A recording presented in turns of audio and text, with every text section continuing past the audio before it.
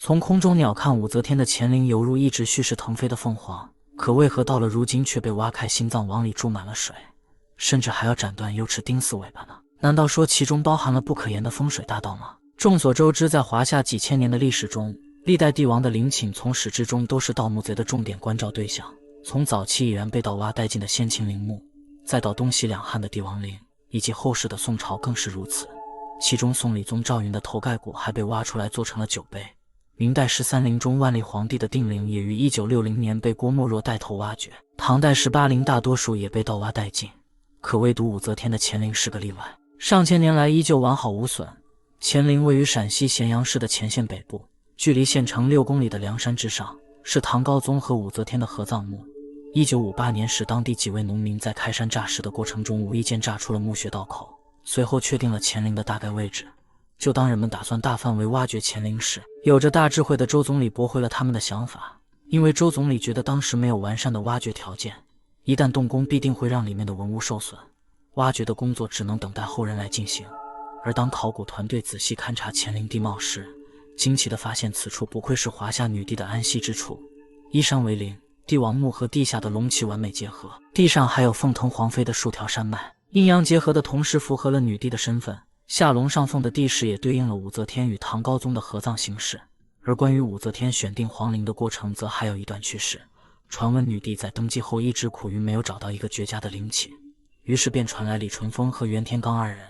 命令他倆單獨行動，分別沿着渭水流域往東尋找絕佳的風水寶地。兩人接旨以後日夜兼程，袁天罡夜觀天象進行了推演，發現在極遠處的一座山上紫氣升騰。隨後他立刻啟程來到了山脈正中心，一番定穴之後，將一枚銅錢埋入了土中，隨即回朝覆滅。而另外一邊的李淳風也在游歷時發現了一片石山，山脈的造型像極了一位臥躺的仙女。仙女的樣貌齊全，身體特徵活靈活現。看到此山脈的李淳風吃驚不已，隨即便拔出发簪扎在了兩座山峰的交匯處。待到二人歸來之後，武則天派出大队人馬查看，竟然意外地發现李淳風和袁天罡這兩位唐代風水玄學大師選定的風水寶地竟處於同一地點。因為李淳風的发簪正正地插在了袁天罡的銅錢之中，於是武則天便決定將此地修建為自己100年之後的歸所。歷時57年最終完工。而乾陵除此以外還有一樁奇事，那便是山腳之下的無頭石像。原本這些石像都是完整無缺的，代表了大唐盛世万國來朝的景象，各個國家的使臣站在殿外行禮的造型。但到了明朝時期，有一個外國大使看到了這一情景，覺得自己的先人給別人守靈非常不舒服，但如果明目張膽地要求拆除石像肯定也不行。於是他便想了一個損招，那便是一到晚上他就派人四處毀壞百姓的農作物，到了白天則散播謠言，說是山腳下的石像成精了，只有將它們毀掉才能保住莊稼。要知道在那個時候，百姓唯一的活路就是種地，先不說吃飽飯的問題，光是朝廷的稅賦都指望着地裡的莊稼，所以百姓們當即就砸爛了石像，也就形成了如今的无頭石像群。當然這也只是無法驗證的民間傳說，可隨着時代的進步，乾陵那玄之又玄的布局更是震驚到了所有人。因為從衛星拍攝的鸟瞰圖來看，